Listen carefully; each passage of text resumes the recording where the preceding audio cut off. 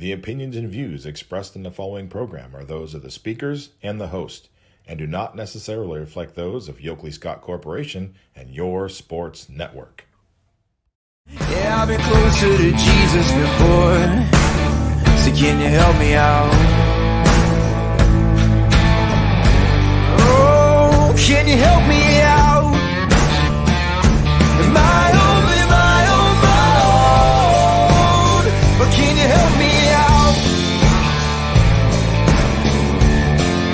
Am I on my own? Am I on my own? Or can you help me out? Can you help me out? I've been scared to look in my soul.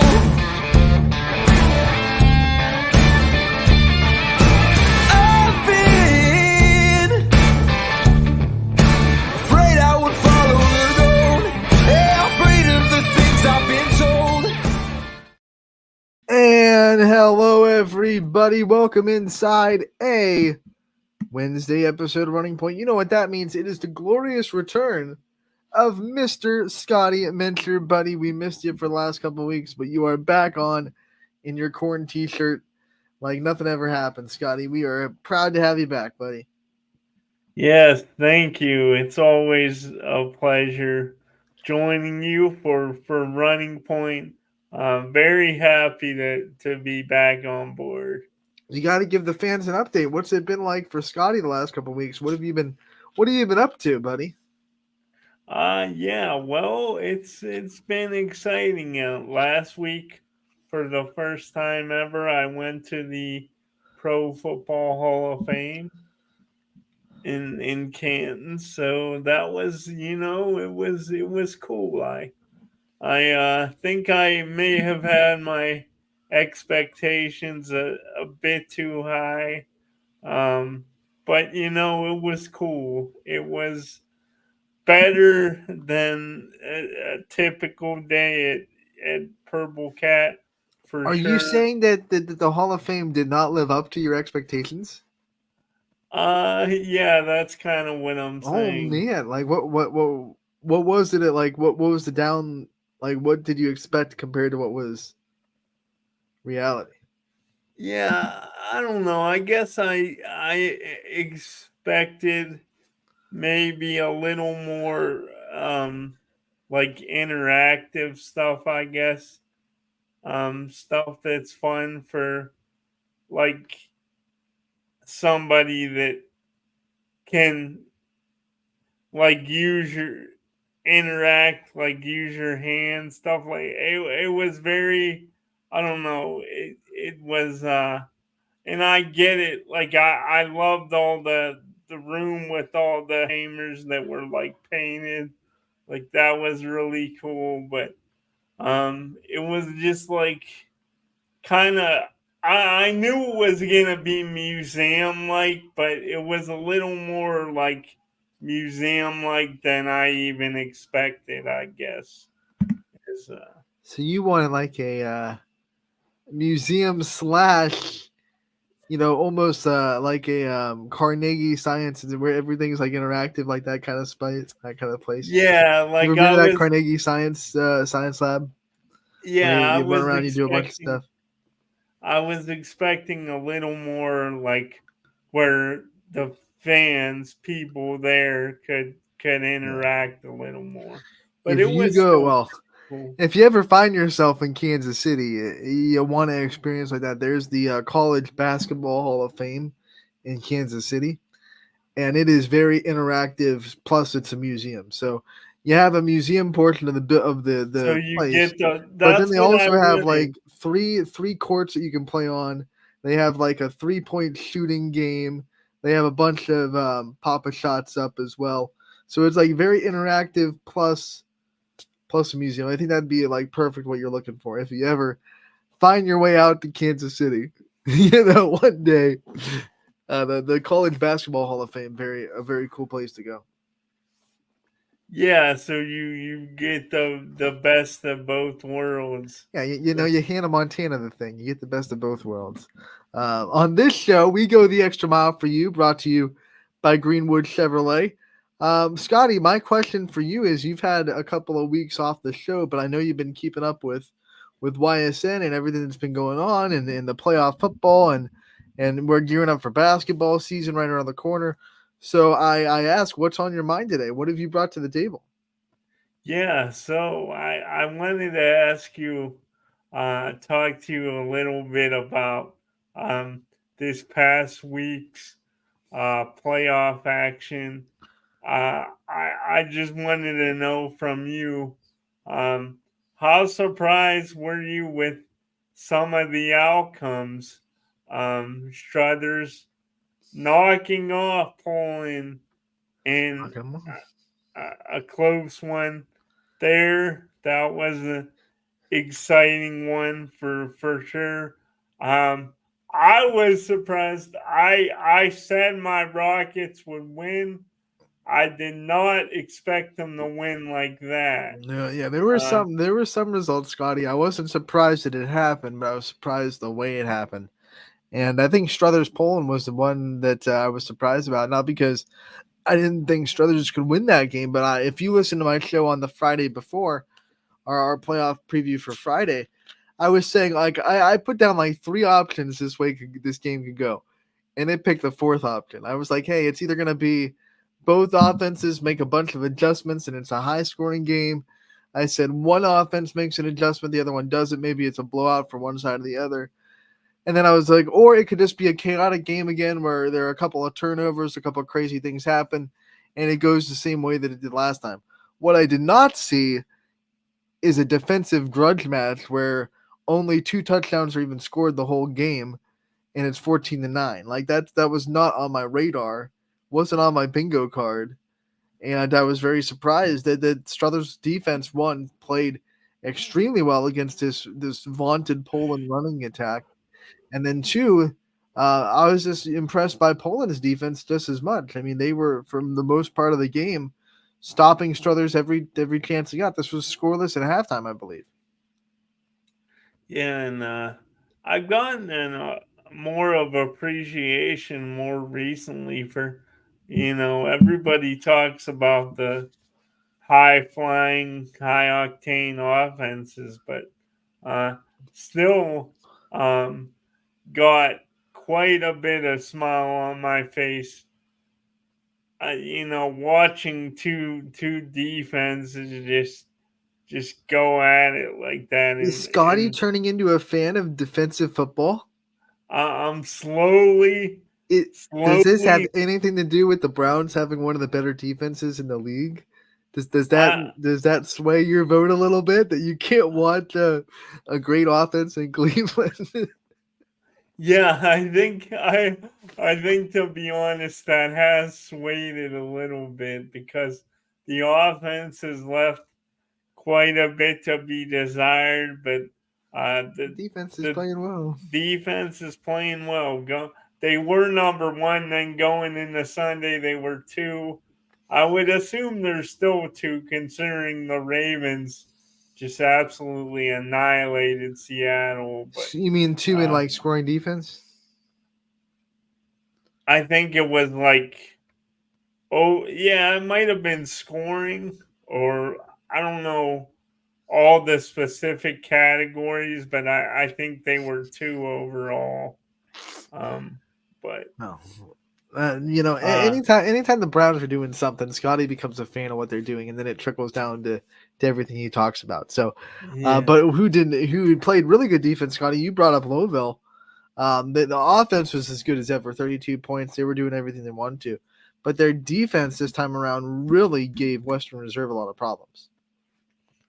yeah, they did for sure, and I think you learn a lot when you play a team one time in the season, and maybe things don't go well as planned, and even so Louisville was right in that first game. They only Yeah, they were right lost there. by one score. But I think, when you're familiar with an opponent, it makes it that much harder to knock them off. And Louisville, definitely, I mean, they were in that game, but they definitely didn't play the best they could play their first time around. I thought this game, man, they were. I mean, I don't know if it's not the best they played, then that's pretty scary because this Louisville team, man, and I gotta give you credit, Anthony, because you said it to start the season I that did. you thought too many people were, They on were the already pouring the dirt on Louisville. You know. yeah, burying him, saying it was just a Vinny Balone show and now he's gone and what are they gonna do? And you said from the onset, buddy, that they're much more than just Vinny Balone. They've gone out and It doesn't more help that it than doesn't it proven doesn't hurt that that this his year. it doesn't hurt that his younger brother stepped in and Michael Balone just went off and said, "Hey, I can do it just as well as Vinny." And what Yeah. a great quarterback he's been for Louisville this year. Watching that game, Scotty, against Western Reserve, for Western Reserve side, it felt like one of those games where like things didn't go right to start and they just couldn't find traction after that. You know, the first drive, they're already down 7-0, and Luke Henning makes a throw that he makes 99.9% of the time, but this time because of the pressure that Louisville was able to get, instead of throwing on his front foot, he throws on his back foot a little bit. The ball gets underthrown, and Michael Balone picks it off. Louisville has it deep in Western Reserve territory. They score again. It just felt like that was two punches to the face to Western Reserve, and they really couldn't get back up off the mat after that point.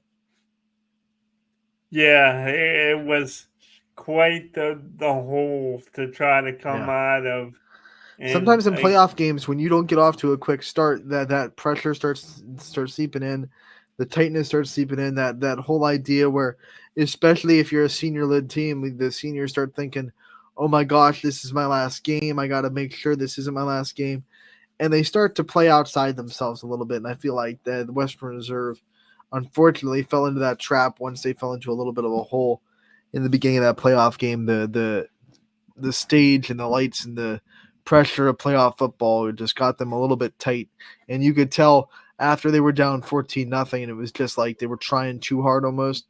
I know that sounds crazy, but they weren't trusting the process. They were trying to do things that, outside of themselves, outside of their job, outside of their assignment. And when that happens in football, when you start doing other people's jobs instead of your own, that just it doesn't lead to good things. Some other things that surprised me, Scotty. How about West Branch? They've had to battle through two rounds. I mean, most teams, that are in West Branch's position, West Branch's seating, they get the opportunity to just kind of glide through the first two rounds and then get ready for real football in the semifinals this week. But West Branch has been in two dogfights. They had to score back-to-back touchdowns in round one against Woodridge, and then this time around a thriller against Streetsboro that they win on a kickoff return for a touchdown, 31-28. So West Branch has been in this absolute knockdown, drag-out fights the first two rounds of the playoffs, able to get past them, and I think that's actually a benefit. Like, hey, we've played in close games. We're not going to be scared of any situation that we're in the next couple rounds. I know the play, it kind of got to scare the coaching staff because they feel like they probably didn't play their best games and they let these teams stick around. But at the same time, I love the fact that West Branch already has a couple of very tight, very contested games under their belt heading into the regional semis. what do you think? That being said, because you do think this is actually a benefit, and I do Yeah. too. Anytime, Survive in especially advance, right? yeah, this time of year, it's survive in advance. But what would be the one thing in your mind that you think West Branch, like more than anything, is there one area you think they really need to focus on shoring up? I think like their defense had been good the whole regular season, but the first 2 rounds of the playoffs, their defense has just not been as good. There have been cracks in their defense that Streetsboro and Woodridge both took advantage of. I mean, they weren't scoring astronomical points. It's not like they were out there dropping 40 on West Branch, but 28 and 20 in the first 2 rounds of the playoffs against teams that on paper you're supposed to be a lot better than. And that's something that I think Coach Cooper's probably looking at saying, okay, what kind of things do we have to shore up on this defensive side? Because if we give our offense, that cushion, then no one's going to stop them. Like no one's going to hold that offense under 20 points. So if we can keep teams under 20, we're going to be golden. The problem is the first 2 rounds, we haven't kept teams under 20. Well, 20 on the dot for Woodridge and then 28 for Streetsboro. So what kind of things can we do to make that extra stop, that 1 or 2 extra stops in the red zone, 1 or 2 extra stops, for those explosive plays? If we can do that and hold teams to 14, 17, 19, 8, whatever it may be, we're golden, because I don't see anyone holding this West Branch offense below 20 points. Yeah, so It's a tough one this week, though. Canton South is a monster of a football program, and West Branch knows that pretty well, as they used to be members of the EBC down there. So Canton South is a big test. They're a very strong defense. I don't think they're going to stop West Branch, but the problem is, like, can West Branch make the stops they have to make on the defensive side of the ball to balance out the offense that's going to go and find ways to score? Yeah, that'll be really fascinating to watch and see if the Warriors are able to get that done, to do that. I wanted to get back to Struthers and Poland just for a second. Um, we talked about how great the defenses were on both sides, Struthers and Poland, and Struthers coming away with the 5-point victory in that one. Is there anything that really surprised you or shocked you there based on the result of the first game earlier in the season? I mean, like I said, the thing that shocked me was that it was just such a defensive game. Usually when you play someone a second time, especially in high school football, the offenses have a little bit more of a advantage, right? So you usually see in round 2 a little bit of a higher scoring game, because you can make a lot of adjustments on offense, and defenses are so reactionary and offenses are so proactionary. So when you have a chance to scout a defense as a high school football offense, you usually find more holes than you don't when you're watching film on them and you get a chance to play them a second time. This time around, like the offenses, I felt like didn't make enough adjustments to what the defenses showed the first time around, and the defenses were just locked down. Like, we know exactly what you're going to do. That's why I was kind of surprised that like both offenses really didn't try anything extravagantly different. They were just like, hey, we're going to hit you with the exact same things that you just saw 2 weeks ago. And to the defense's credit, they were ready for everything. Like everything, every yard was tough to get. Everything was earned. Poland had 3 field goals. No, one field goal and a touchdown, missed extra point. And Struthers got, 2 third quarter touchdowns, and that's all that really went down. And then Poland had the ball with the clock winding down. They actually got all the way to like the 30-yard line, but with Poland's offense, they're not built for that 1 minute and a half, 2 minute drive. So they ran out of time. They had to give a Hail Mary, and it didn't work out for them. So props to Struthers for playing such incredible defense against a very tough team and going on the road to a team you lost to. I think everyone in that locker room for the Wildcats knew, like, we had this game. Let's go get it. Like, we had it 2 weeks ago. Let's go get it. And they did. So impressive by Struthers. Congratulations. The funny thing is, Scotty, there was a chance if Niles would have went on and upset Mineral Lake Catholic, Struthers could have played a league opponent 3 weeks in a row in the playoffs, because they had Gerard to start Poland, and then they would have been matched up with Niles if Niles got the win. They didn't. They lost 35-21. But if Niles would have beaten Minute Lake Catholic, you could have seen back-to-back-to-back any 8 matchups in the playoffs. How cool is that? That would have been really special. I mean, that just Really drives cool. home the idea that any 8 might be the best conference in football. Yeah, for sure. Just so talented, so deep. The other game I wanted to bring up, if we got some time to do that, Oh Anthony. yeah, we got time. I know you said you had an interview you wanted to We play, do. but We're gonna do that second half of the show. um, the other game I wanted to bring up the Irish Ursuline, and it was a battle There against was Camfield. this Canfield defense played their guts out. There was a moment when I thought, man, Ursuline just can't do anything against this defense. This is going to be really tough. But then that last drive, when they needed it the most, Ursuline came up big, and it was Christian Lynch, the man going to Princeton, who found the end zone to give them the win. And then Canfield's offense had been struggling all day too. So you kind of understood with, I think they got the ball with like maybe somewhere around 2 minutes left, no timeouts. They got the ball at like their own 35. You knew, oh man, this is going to be tough. They have to get into field goal range, but in high school, of course, field goal range is like the 15, 20, maybe 25 at best. You know, it's not like college or pros where you're like, if we just get to the 40-yard line, we're in field goal range. That's not the case in high school, right? You don't have a lot of high school kickers out there hitting 55-yard field goals. So Canfield got to the 40, but then once, just like Poland with the ball, they didn't have time to run another play. They had to do a Hail Mary to the end zone.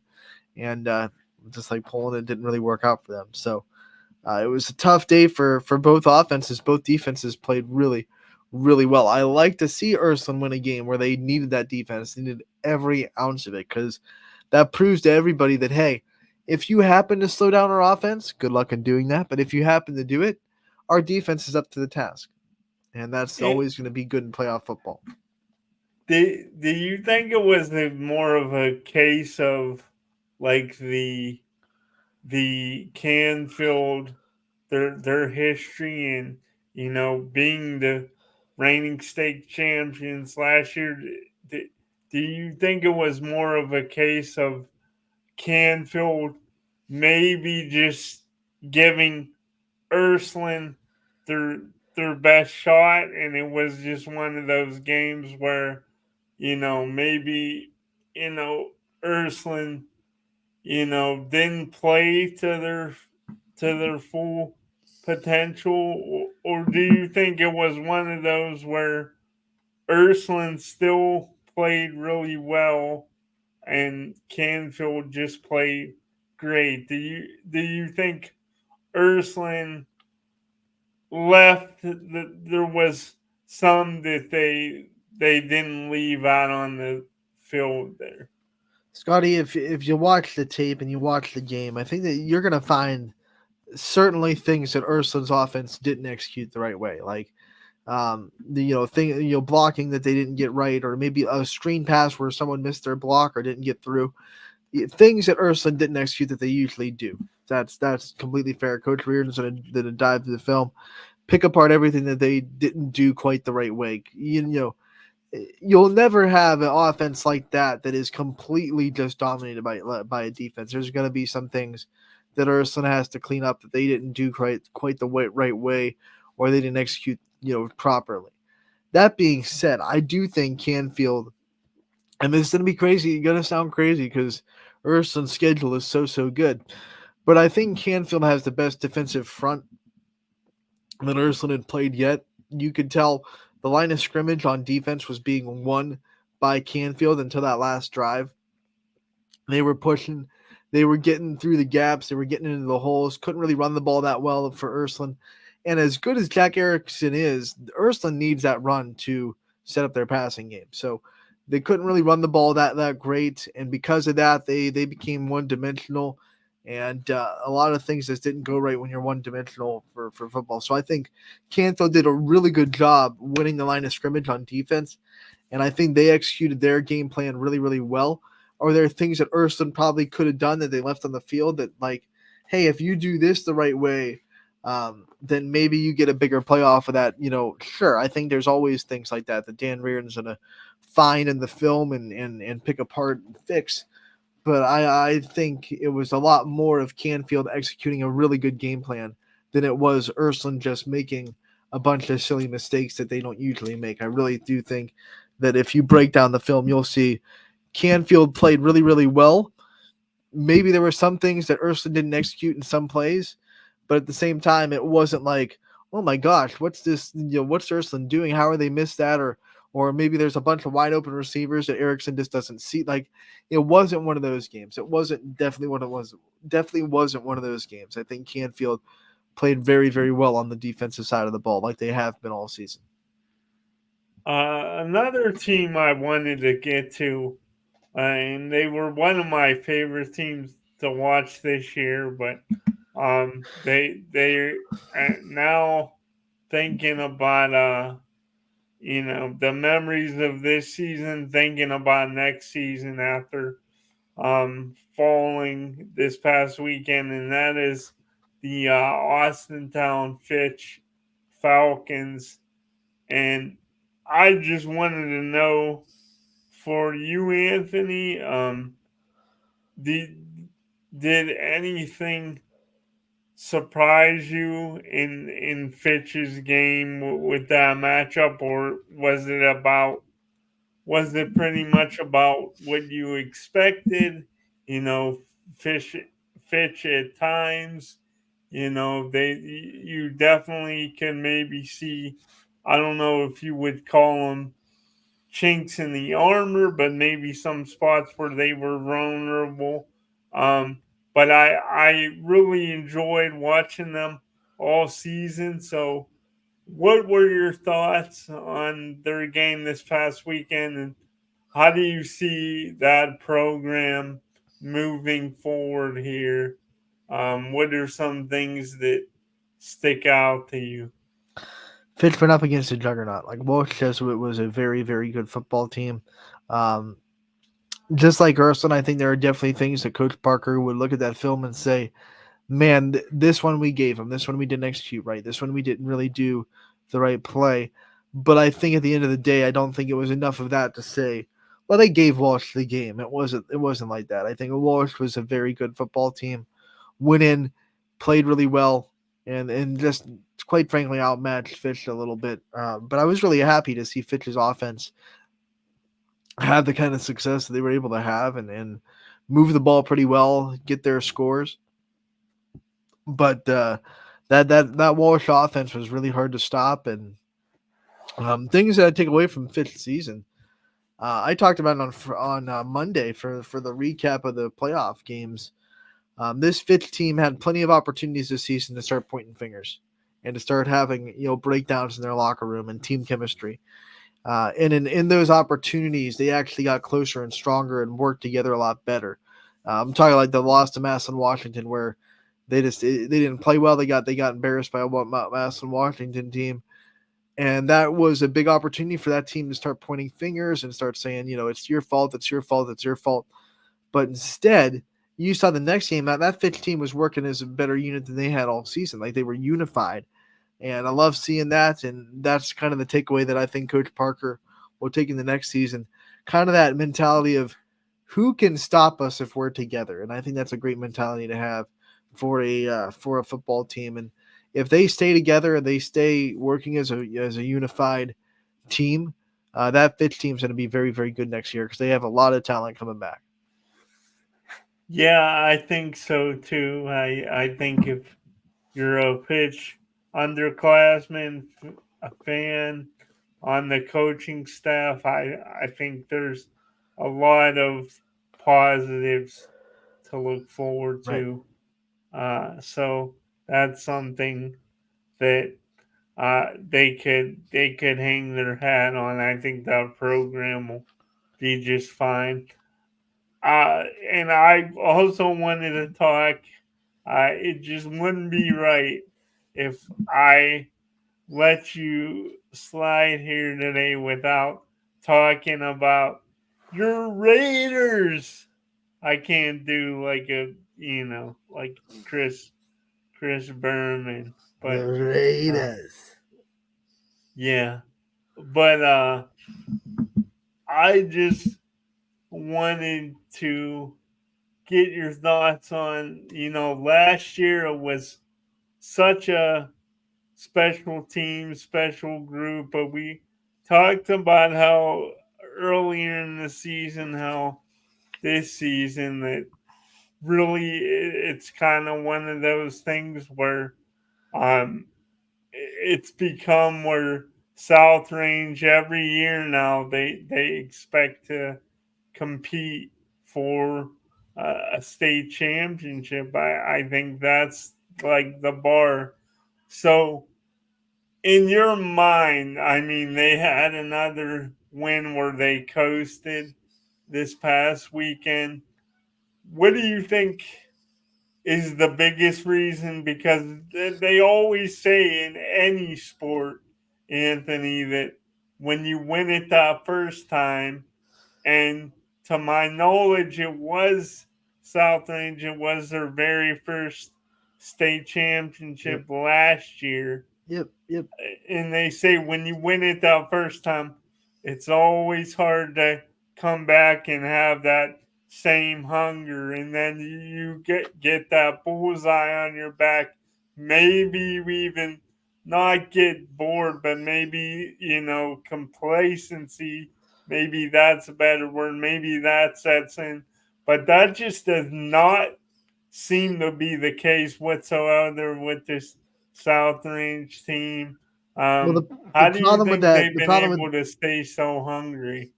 The problem with that statement for South Range, Scotty, is a lot of those players weren't big key factors on last year's team.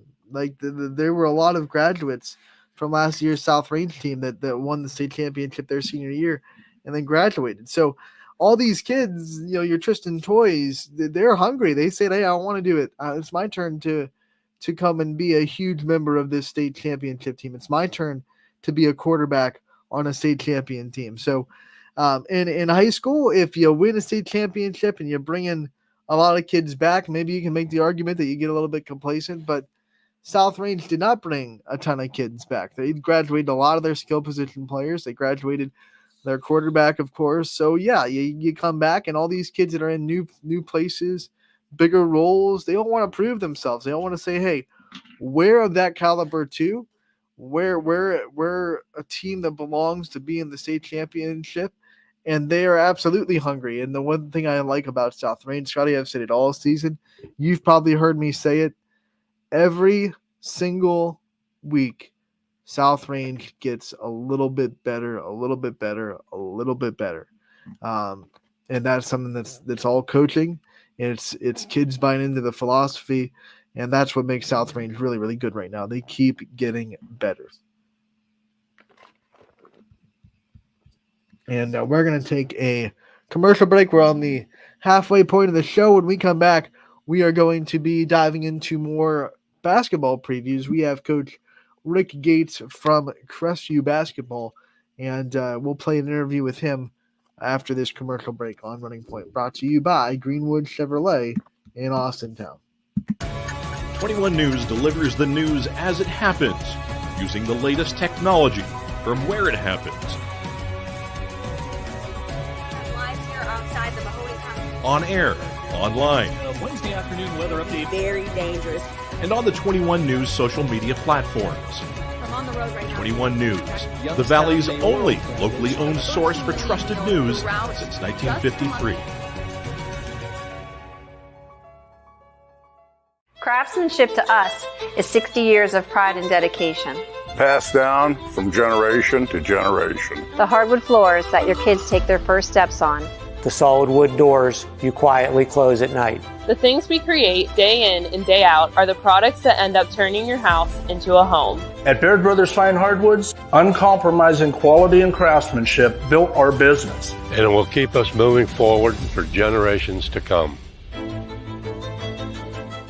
Going the extra mile at Greenwood Chevrolet means we want to take care of the community that takes care of us too. And we have to work together always. And that's how you stay in business for 40 years. You know, I love being a helper because when I help somebody, it makes me feel good.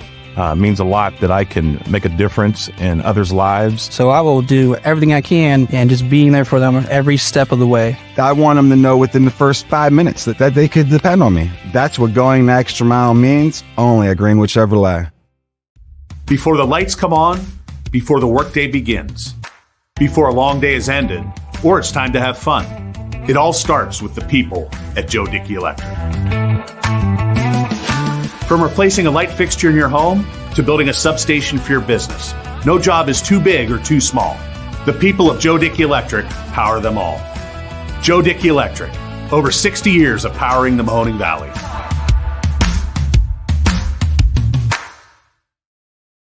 Welcome back to Running Point on ysnlive.com, brought to you as always by Greenwood Chevrolet in Austin Town. They go the extra mile for you. We try to do the same here on this show every single day.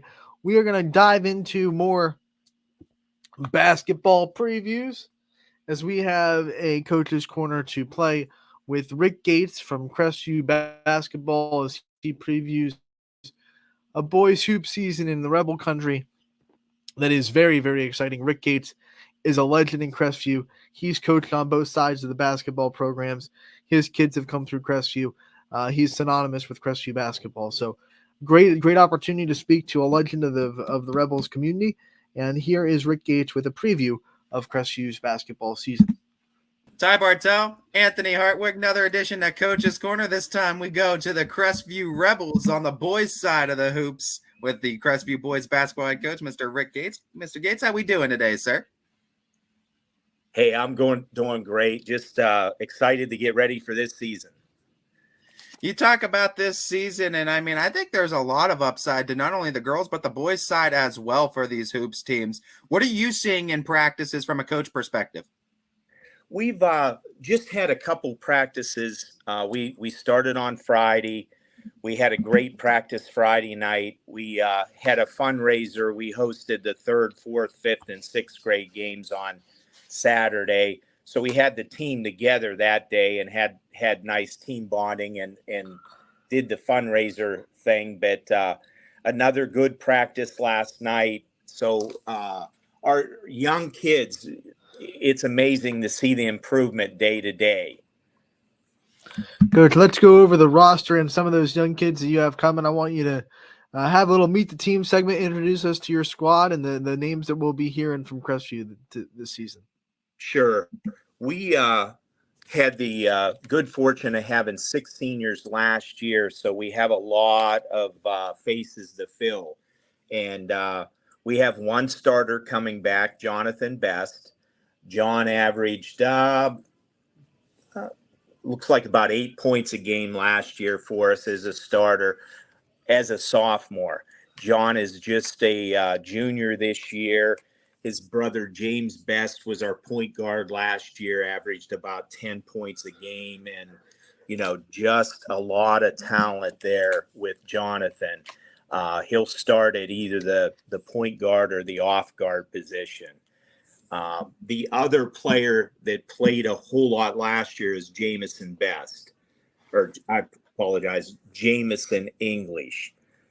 Jamison, just coming off a great football season. He filled in at quarterback after game 2 or 3 when our quarterback, Jake Nolan, got injured.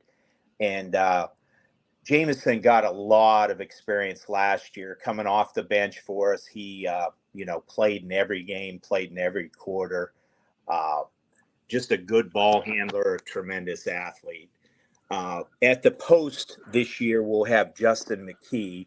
Justin's a senior. He's about a 6'3" senior. Does a nice job with positioning inside. We have a sophomore that'll start at one of the forward spots, Tyler Savage. Tyler's about 6'2", jumps out of the gym, has a good outside shot, does a great job that way as a young sophomore. We have a junior in our other spot, Evan Neff. He's about a 6'3" junior. Runs the floor extremely well, can play that forward position, can go inside, can go outside. And, we have several other players battling for spots on that varsity roster. We have Andrew Busey coming off a great soccer year. He was a soccer captain. Andrew is a senior. We have another senior, Tristan Milhone, played a lot last year, got some experience. He's going to be coming off the bench for us. And then we have a freshman, Tanner Guy, who's going to see a lot of time, both JV and varsity, at least at the start of the year. But Tanner has tons of potential. He's about a 6'2" freshman who shoots it really well, can take it to the hole. That kind of rounds out our first 8. You talk about this team last year in the conference play, and that conference is just so competitive on the MVAC Gray side. I mean, you had a 3-way tie at the top, and I mean, you guys were right around 500 in the conference and the regular season. So I feel like it's an interesting point for Crestview basketball, considering you lost some seniors, but you're bringing back some talent. How do you guys feel you're going to fare in conference play this year, and kind of give us a preview of how you guys think your conference competition is going to be? We're hopeful in conference. Last year, I think our whole program finally figured out that we can compete with that quality of teams. The MVAC, just night in and night out, it just is a great basketball league. We tell everybody they are a boys basketball league. When you look at how good Newton Falls is every year, how good Campbell Memorial is, you're looking at LeBray, Brookfield, Garrettsville, Garfield has just a great class of athletes. Football-wise, we saw that. So night in and night out, I believe we were 6-8 in the league last year, but, had some good wins league-wise, and we were really in a lot of those games that we were not able to win. We were competitive, and we can play right with those league teams. Coach, the conference is obviously very good, but you also have a very good non-conference schedule that I know you're excited about. Who are some teams that pop up outside of the MVAC that you're really stoked to put your teams up against? We're always anxious to play any of our teams from in the past. We'll play United, non-league, but we really, our opener against Lowville, our kids kind of are looking forward to that. We know that they are one of the best teams on our schedule. Their JV team was phenomenal last year. They had a great summer. And then we played Beaver Local and Springfield Local right after that. So our first 3 non-league games they're just powerhouses. Beaver Local has a great squad. Springfield will be, I believe, better than last year. Coach Brink just does an outstanding job there. And one of the most exciting things that happened in our off season is we got invited to play at the Heartland Christian Holiday Tournament right after Christmas break there. I believe it's the 28th and 29th of December, but we played Columbiana in the first night of that game. And then Heartland Christian will play McDonald in the second game, and then the 2 winners will play. The 2 non-winners will play second night. But we haven't had a chance to play Columbiana in probably at least 10 years or so. But, we're anxious for that. Our kids know their kids. They're all friends. They're competitive, but it just brings out that fun high school atmosphere.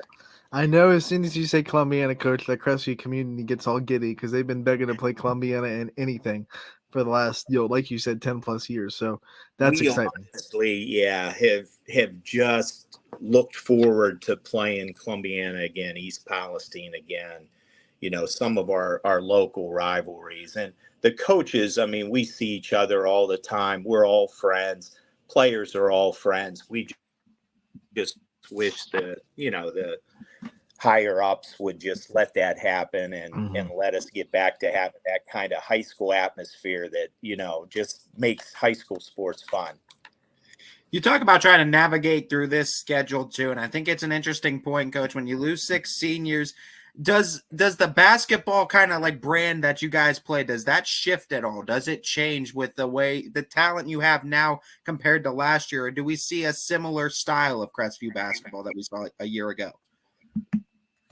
I think you see a similar style, but I think offensively and defensively, we get through most of our summer workouts early July, and the coaching staff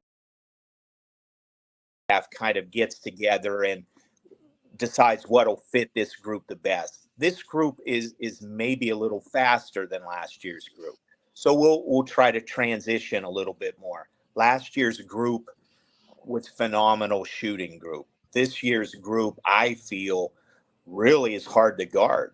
I mean, they get to the basket and do a great job slashing, and we have some shooters still. So I think Crestview basketball basically is the same, but we do alter every year a little bit to fit what we have.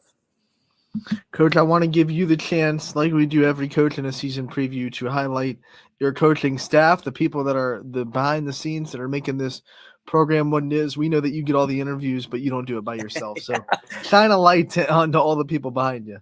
Sure. No, I have some great help, and I've had Troy Dewey and Herman Miller with me, the last several years here. And Troy was a player at Crestview, was a phenomenal scorer. He averaged 22 points a game, I believe, his senior year at Crestview. Can shoot the lights out of the basketball, but he's been with our program. Herman Miller, longtime head coach. We asked him to jump on board here. A ton of basketball knowledge, and Herman's been just phenomenal working with the kids every day. I teach at the elementary. He teaches at the high school, so he has that contact with those kids every day, and it's just such a huge help to me. We have a new freshman coach this year.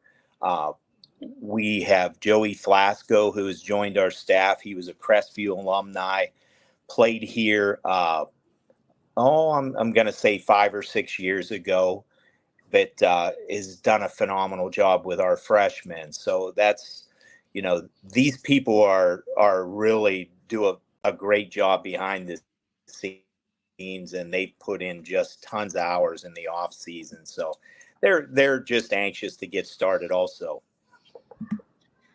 I know you're a coach, but you're also a fan. You love the game. You love talking about it. You love being around it. We all do. That's why we come back each and every year, no doubt, Coach.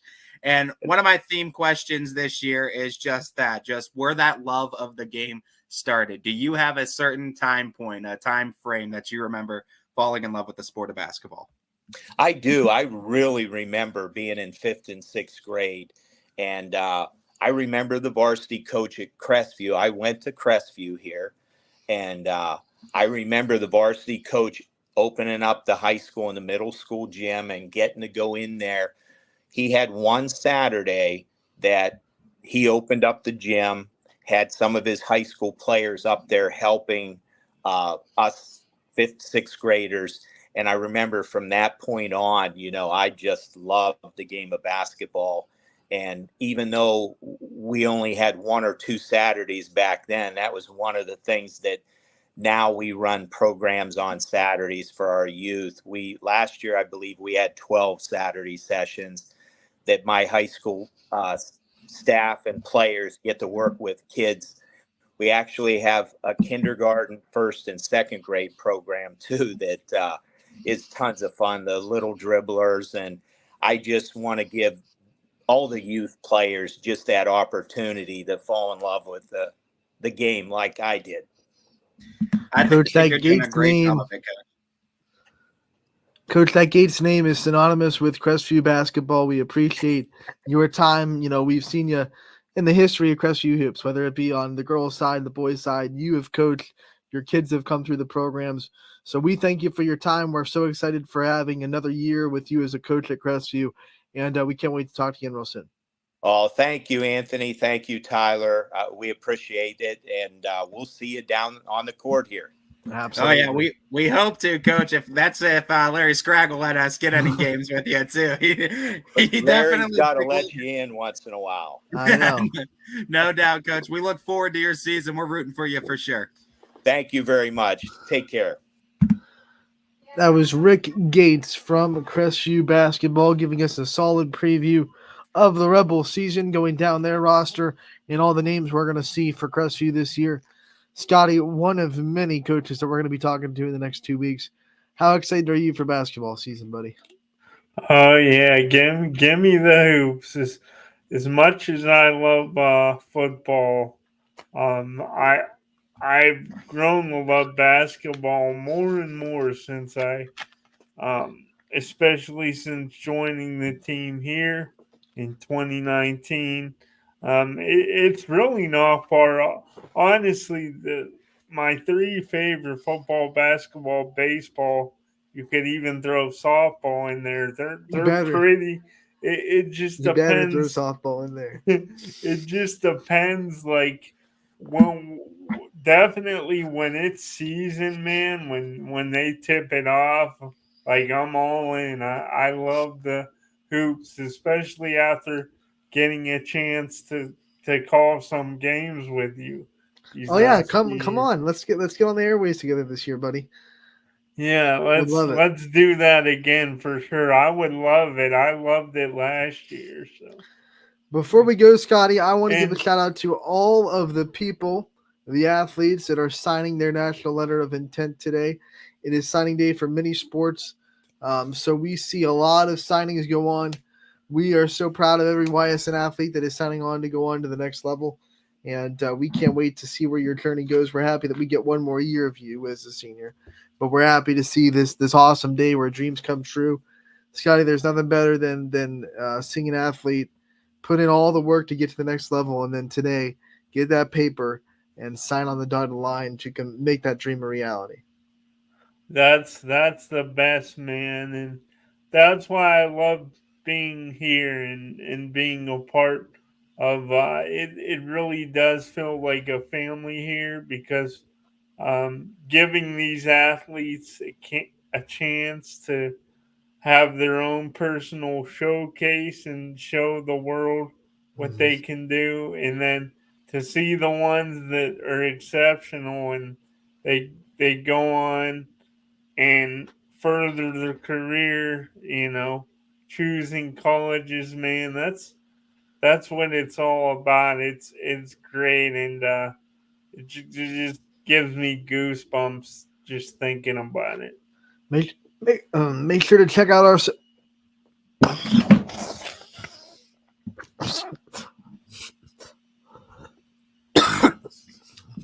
excuse me.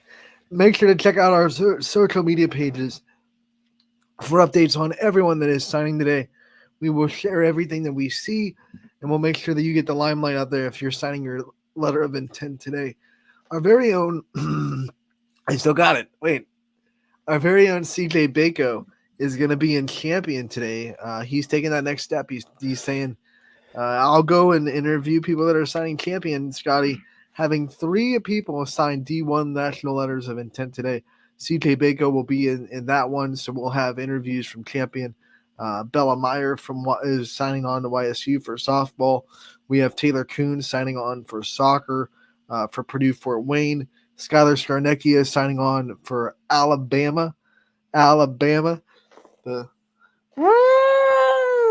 Crimson Tide for wheelchair basketball. So we have an exciting day in Champion, plus a couple of more. So CJ Bako will be there, and we'll have interviews from Champion. And we can't wait to to see everyone sign. We're excited for that. Scotty, final thoughts on the show? You got any? No, well, I just wanted to say two things real quick. One, I apologize. I don't know if you asked me a question after that response about South Range and how they haven't had that like championship hangover, because my cord became disconnected here and I totally didn't hear anything you Scotty cut said the in cord. Scotty's that like, I don't want to response. hear Anthony anymore. So I apologize for that. And number two, you mentioned the individual signing with the Crimson Tide and Yeah, the Skylar wheelchair Skarnecki. basketball. Yeah. Yeah.